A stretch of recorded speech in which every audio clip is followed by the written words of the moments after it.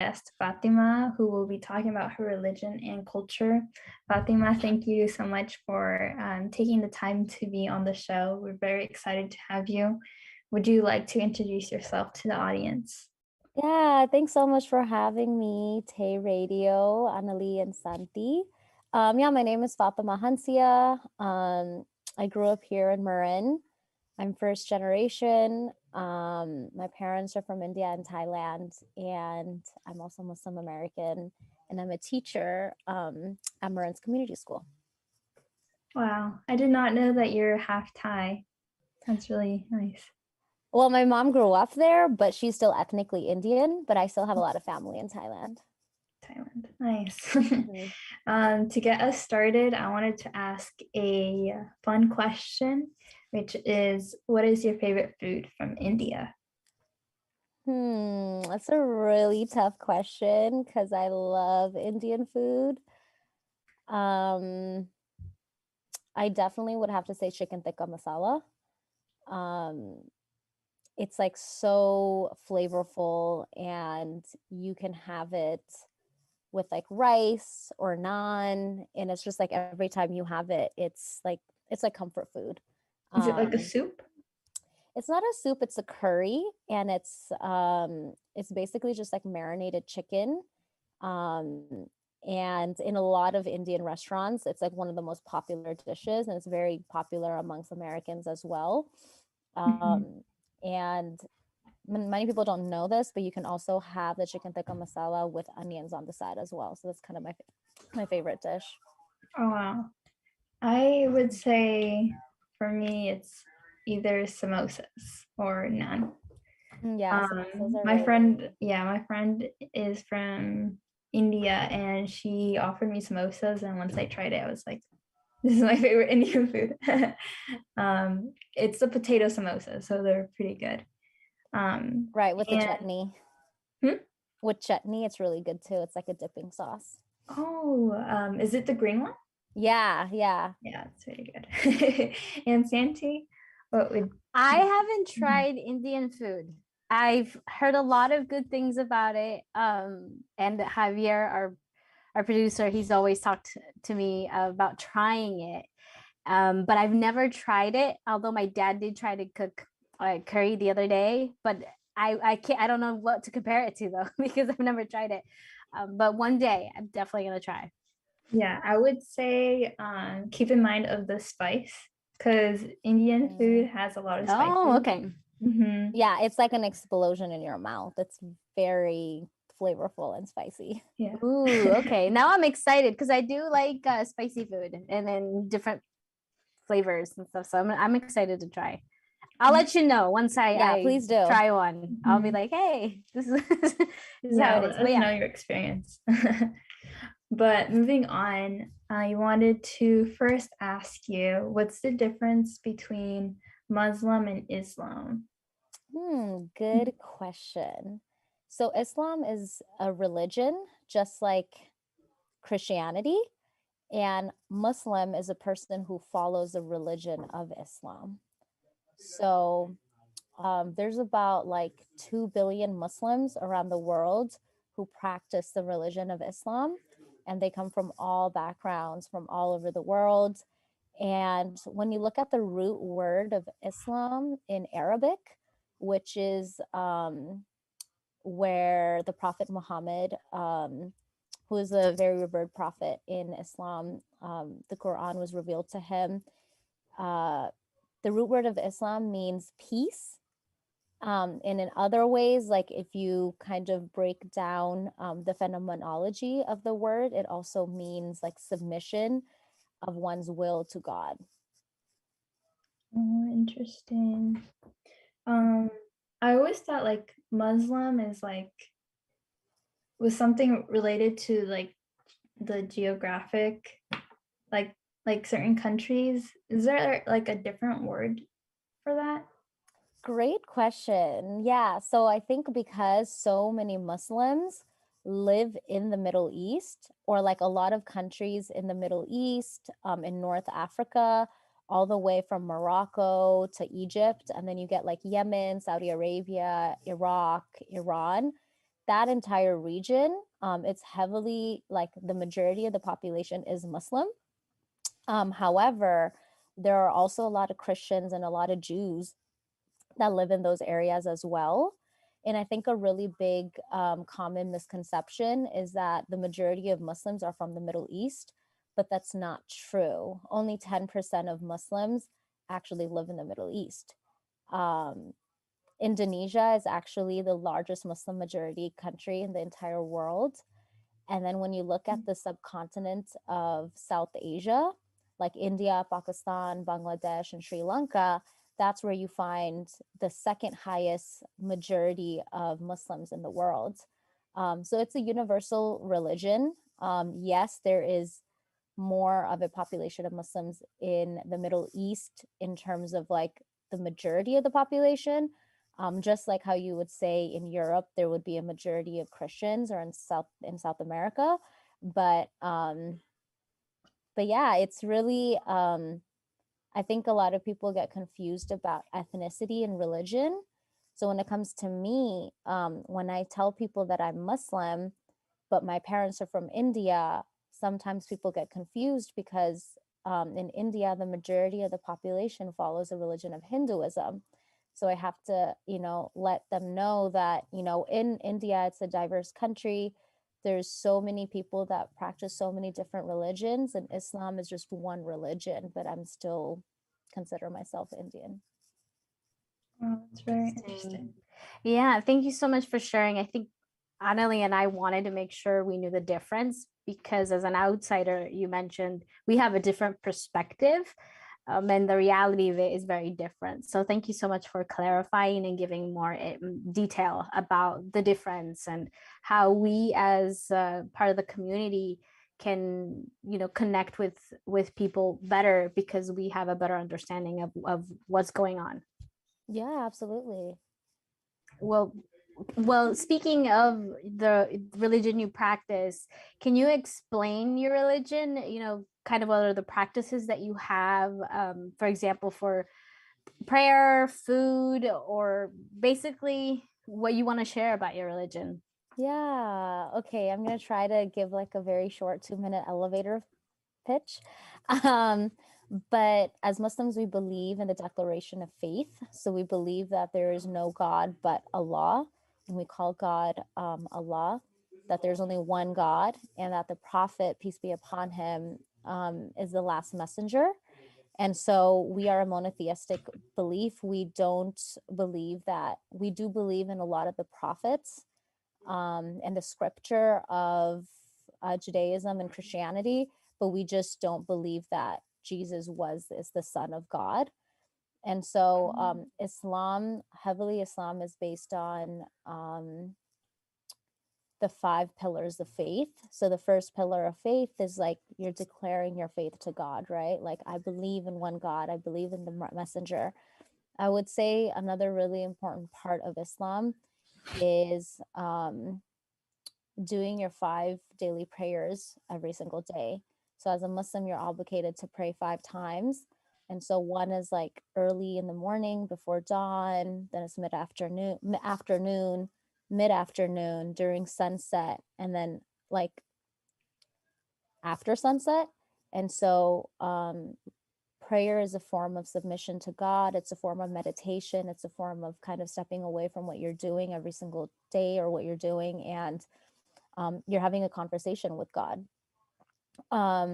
Another pillar of faith is giving zakat, which is giving alms to the poor. So it's similar to Christianity, where you do tithing. And so a Muslim is obligated to give 2.5% of their wealth to the needy, to the underprivileged every year, as a form of not perpetuating the cycle of oppression and not perpetuating the cycle of inequality that's been going on. So that's also very much emphasized. And the 4th pillar of Islam is fasting from sunrise to sunset, which means abstaining from any kind of food, drink, or sex during the Muslim holy month of Ramadan, which consists of 30 days. And it's a beautiful sacred month because we follow the lunar calendar. this year Ramadan will fall between early April till early May. And then the fifth pillar of faith is if you have the means, the physical means and the financial means to go and complete the pilgrimage, which is called the Hajj in Mecca and Medina, which are two cities in Saudi Arabia. So you are reenacting what the Prophet Ishmael in Christianity, in Hajr, Hajra, experienced thousands of years ago. And it's just a very beautiful feeling because there's like millions of people from all over the world who are Muslim who gather there. So like really shortly, those are the 5 pillars of faith.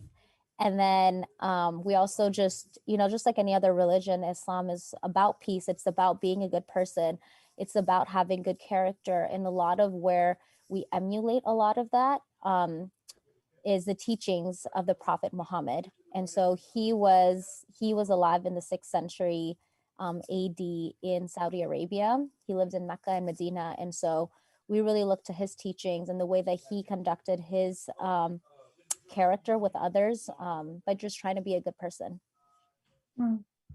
I remember like reading from a textbook about I know that you mentioned like a place. I don't remember the name that you said, but it's like a black box. It looks like a black box. Is that what's the name of it? Yeah, so the name is Kaaba. Kaaba. And so the Kaaba is a black box. It's kind of like cube shaped, and Muslims believe that is the center of our universe. And so when we do our 5 times daily prayers, we also use a compass to direct and navigate how we pray towards the Kaaba in Mecca. And so when you go to Hajj, the pilgrimage, it is obligatory to basically walk around the Kaaba 7 times, and there's special prayers that you do. And we believe that it was built by the Prophet Abraham and his son Ishmael. And can you define what is pilgrimage for the people that don't know? Yeah, absolutely. I'll try my best. So pilgrimage is basically a journey that you take spiritually to a geographic place, or you can also, people say that it's within yourself. And so a pilgrimage is like you actually go to a place physically to honor and to complete a holy for a holy purpose. I'm not sure if I'm saying that right, but yeah. Sounds good. Thank you so much for sharing. I think especially for me, I'm Christian, and it's so different from in some ways. So getting to hear the way you share how and what important parts are, of your religion, it's so powerful because we all have different cultures, and just listening to how you seem very knowledgeable and you know what you're talking about, and I love that. I love how you share that with us.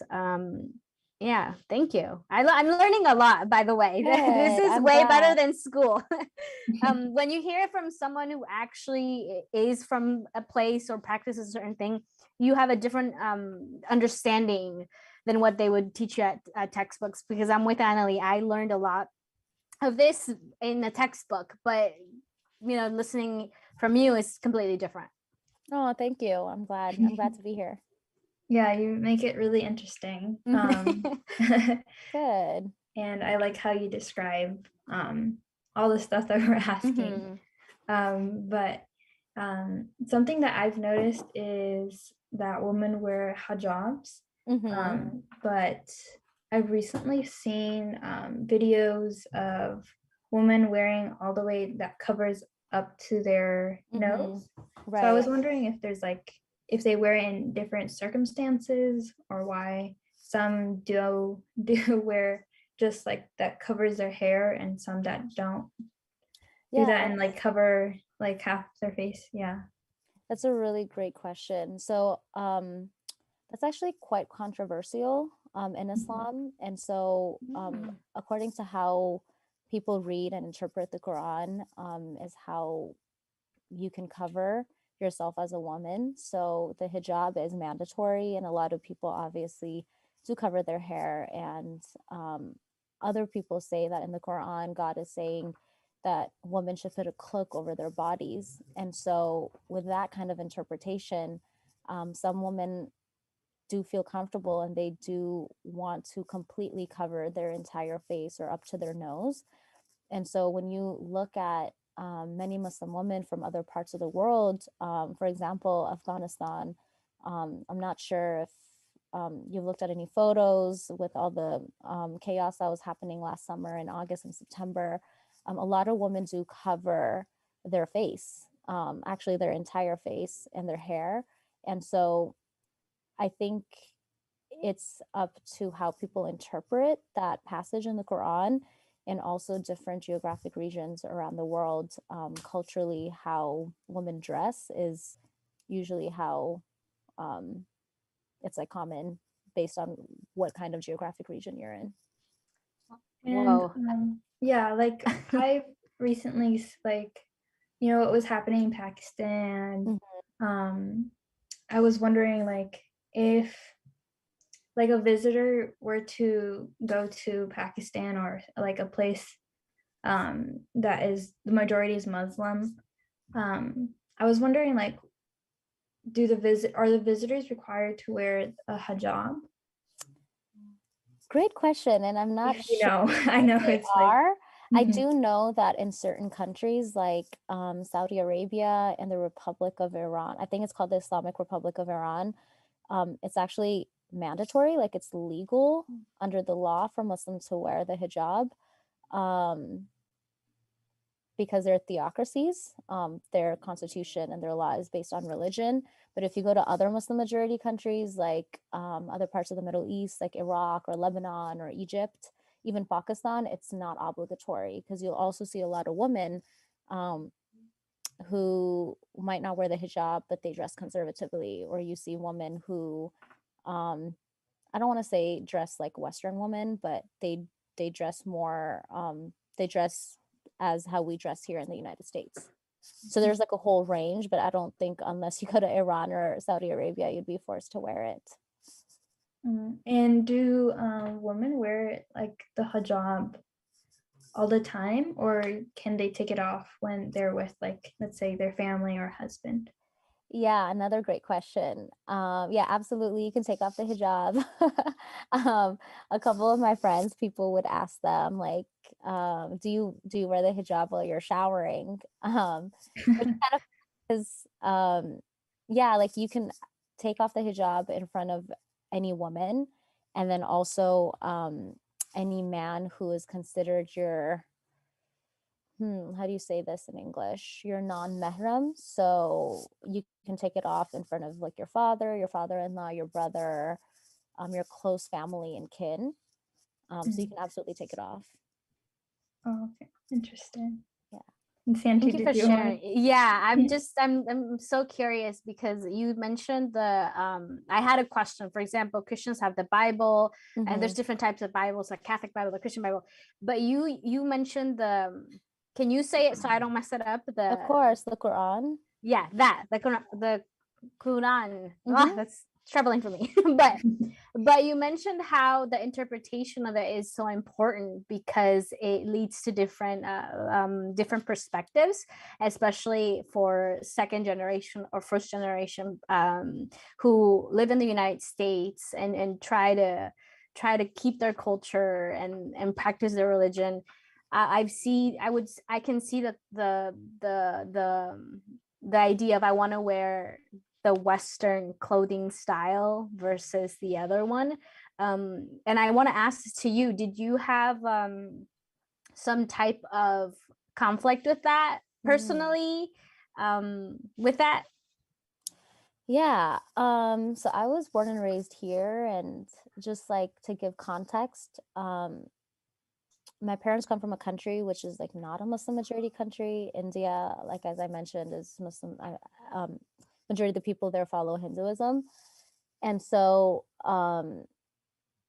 my mom never, like, I also want to emphasize that there's no compulsion in religion, especially in Islam, contrary to what a lot of people believe, that women are forced to wear this and women are forced to do that. And a lot of that, unfortunately, is true in terms of like men imposing their beliefs on women and how they should act and behave and what they should wear.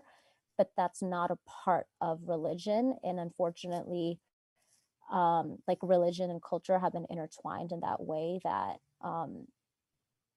it's blurred. The lines have become blurred. But like personally for me, like I never had any kind of conflict because my mom like wore Western clothing. My mom didn't cover her hair until she was 50 years old. And so growing up, I was encouraged to wear like more conservative clothing and not show a lot of skin. But I didn't come from like a family or a background where all of my family wore a hijab or a niqab or covered themselves completely. But it's like case by case basis. It depends on what family you're from, how you practice Islam, what culture you're from. So it's like it's a nuanced answer or question. Yeah, no, thank you. And I love how you mentioned that religion, at times it doesn't force you to do certain things, but we're human, and men telling women what to do or the other way, it really does put like a bad image with the religion that one practices. And it's interesting because of us not knowing the certain ways or style of living, like on an outsider, you can see how women are forced to do that. You have to wear that, but as an outsider, but when we talk to people and really understand each other, you see the truth about how things are. And for me, I'm like, whoa, this is like an eye-opening thing, because it's a different perspective of what society has put into my head versus the reality of it. Anali, do you want to continue? I wanted to add on that, like, for people outsiders, I'm Christian as well, so like a lot of people we like think that we are restricting certain stuff, or yeah, like we're really strict on listening on like Christian music and stuff like that, and they think like we're really strict, but like I feel like all religions, they do what they do because they love their religion, like they yeah, like I think it depends on every religion, because like for me, I think of, I mean,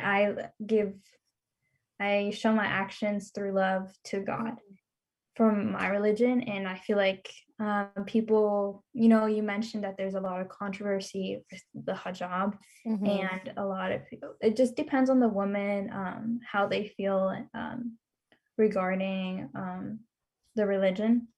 Absolutely. Yeah. Thanks for bringing that up. Yeah, I feel like, of course, like if there's no compulsion in religion, like everyone has a choice, and their relationship with God is their relationship with God. But unfortunately, it's personal. Yeah, it's personal and very intimate. It's one-on-one. Yeah. And well, for me, I like, we have the Bible, and there's always like there's like these lesson books that we have that refers to the Bible, and I was wondering if, like, for the Quran, I don't know if I'm saying it right, do you guys have that too, or you guys just read the Quran? Would you be able to elaborate by what you meant about the Bible books? Yeah, so like the Bible books, like, kind of like gives like a Bible verse, and then they want you to read it, and then they explain the situation that's been going on, or like they give a message through Got it. Yeah, there's so basically, to just give a little bit of a context, like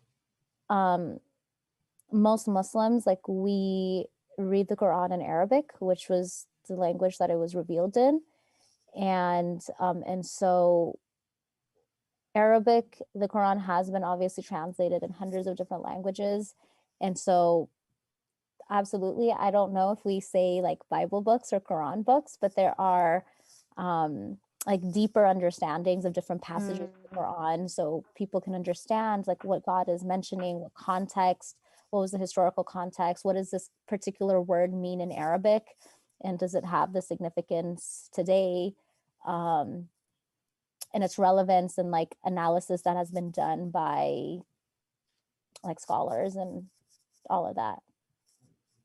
Wow, interesting.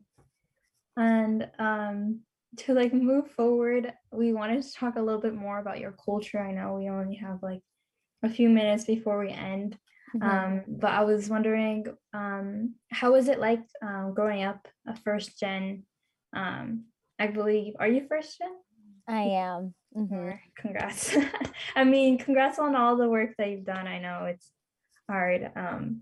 But yeah, I was wondering, what's your perspective growing up here? And like, has that affected your culture in any way? Yeah, that's a big question. I have so much to say, but I'll just try to summarize it very briefly. So yeah, I think I'm going to assume that Santy, you are also first gen, correct? I think so. Yeah, I think I wasn't born here, but got it. Okay, so we're like immigrants, or yeah, parents were immigrants, and I think yeah, all of us share this kind of understanding that like you're American, but maybe you're not American enough, or you're trying to preserve your home culture, and you're trying to rise to expectations that your parents have of you. So I think all of those tensions, like obviously I lived growing up in Marin, where it's like an extremely homogenous white community in southern Marin and Mill Valley. Yeah, like I had such an identity crisis. I did not fit into high school because my home culture was so different, and also my background, my faith. And I think that even now, like I'm 31 years old, and there's always a push and pull between balancing all of these different worlds. Like I'm first generation, I'm Muslim American, I'm a woman of color, and I have all these other identities outside of that, right? Like I'm a teacher, I love to travel, etc. And so I think just kind of like balancing all of those different worlds can be hard. It can be difficult. I can give examples, but I know we're running out of time. So. Yeah. Well, thank you so much for sharing it. I do want to get one last question, because I think it's so important for me. It's, what's your advice on what advice would you give people regarding, different cultures and understanding one another, right? Like right now, it's so interesting, you have a different religion, we have a different religion, but we're able to talk about it. And, what would be your advice so that people can kind of, give love to everybody? Yeah, that's a great question. I think at the end of the day, we all have to realize that we're human. Like all of these different demarcations that we're talking about, whether it's race or religion or your status in society, like it doesn't matter. Like at the end of the day, like we're all bounded by humanity, and we have to celebrate our differences instead of like trying to constrict and create this us versus them, because I feel like that's where a lot of conflict, we've seen a lot of conflict happen in the world today, because people think that they're better than someone else because they follow a different God or they have a different skin color. And I think that mutual dialogue and respect is like where we can begin doing that, like what we're doing right now. Like if you haven't met someone who's Muslim, or if you haven't met someone from a different faith, like go and try to meet that person, just have a conversation, right? Be open to that, be transparent, because if you don't do that, then you're just going to always have these stereotypes in your head, and it's not that hard to go and seek that truth, or go on Google and research something. So yeah, that's what I'm going to stop there. Well, thank you so much for your time here, and I'm sure the audience appreciates you explaining a little bit more about your culture and your religion. So, Yeah, of course. I'm so happy to be here. Thank you. Thank you. Of Bye. course. Thank you so much. Have a great evening.